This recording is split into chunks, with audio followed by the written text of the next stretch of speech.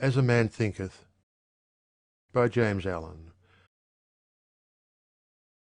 Mind is the master power that moulds and makes, and man is mind, and evermore he takes the tool of thought, and, shaping what he wills, brings forth 1,000 joys, 1,000 ills.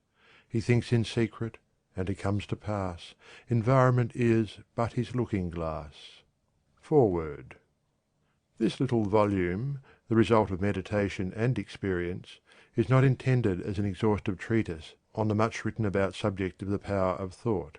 It is suggestive rather than explanatory, its object being to stimulate men and women to the discovery and perception of the truth that they themselves are makers of themselves, by virtue of the thoughts which they choose and encourage; that mind is a master weaver both of the inner garment of character and the outer garment of circumstance, and that, as they may have hitherto woven in ignorance and pain, they may now weave in enlightenment and happiness. James Allen, Broad Park Avenue, Ilfracombe, England. End of Foreword. Section 1. Thought and Character. The aphorism, "As a man thinketh in his heart, so is he," not only embraces the whole of a man's being, but is so comprehensive as to reach out to every condition and circumstance of his life. A man is literally what he thinks, his character being the complete sum of all his thoughts. As the plant springs from, and could not be without, the seed, so every act of a man springs from the hidden seeds of thought, and could not have appeared without them. This applies equally to those acts called spontaneous and unpremeditated as to those which are deliberately executed. Act is the blossom of thought, and joy and suffering are its fruits. Thus does a man garner in the sweet and bitter fruitage of his own husbandry. Thought in the mind hath made us; what we are by thought was wrought and built. If a man's mind hath evil thoughts, pain comes on him as comes the wheel the ox behind. If one endure in purity of thought, joy follows him as his own shadow, sure. Man is a growth by law, and not a creation by artifice, and cause and effect is as absolute and undeviating in the hidden realm of thought as in the world of visible and material things.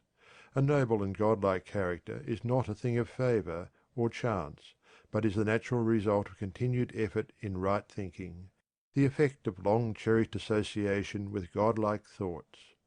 An ignoble and bestial character, by the same process, is the result of the continued harbouring of grovelling thoughts. Man is made or unmade by himself. In the armoury of thought he forges the weapons by which he destroys himself. He also fashions the tools with which he builds for himself heavenly mansions of joy and strength and peace. By the right choice and true application of thought man ascends to the divine perfection. By the abuse and wrong application of thought he descends below the level of the beast.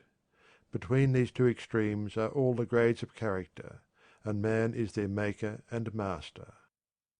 Of all the beautiful truths pertaining to the soul which have been restored and brought to light in this age, none is more gladdening or fruitful of divine promise and confidence than this: that man is the master of thought, the moulder of character, and the maker and shaper of condition, environment, and destiny. As a being of power, intelligence, and love, and the lord of his own thoughts, man holds the key to every situation, and contains within himself that transforming and regenerative agency by which he may make himself what he wills. Man is always the master, even in his weaker and most abandoned state. But in his weakness and degradation he is the foolish master who misgoverns his household. When he begins to reflect upon his condition, and to search diligently for the law upon which his being is established, he then becomes the wise master, directing his energies with intelligence, and fashioning his thoughts to fruitful issues. Such is the conscious master, and man can only thus become by discovering within himself the laws of thought, which discovery is totally a matter of application, self-analysis, and experience. only by much searching and mining are gold and diamonds obtained, and man can find every truth connected with his being if he will dig deep into the mine of his soul, and that he is the maker of his character, the moulder of his life, and the builder of his destiny he may unerringly prove, if he will watch, control, and alter his thoughts, tracing their effects upon himself, upon others, and upon his life and circumstances, linking cause and effect by patient practice and investigation, and utilizing his every experience, even to the most trivial, everyday occurrence, as a means of obtaining that knowledge of himself which is understanding, wisdom, power. In this direction, as in no other, is the law absolute, that he that seeketh findeth, and to him that knocketh it shall be opened. For only by patience, practice, and ceaseless importunity can a man enter the door of the temple of knowledge. End of section 1.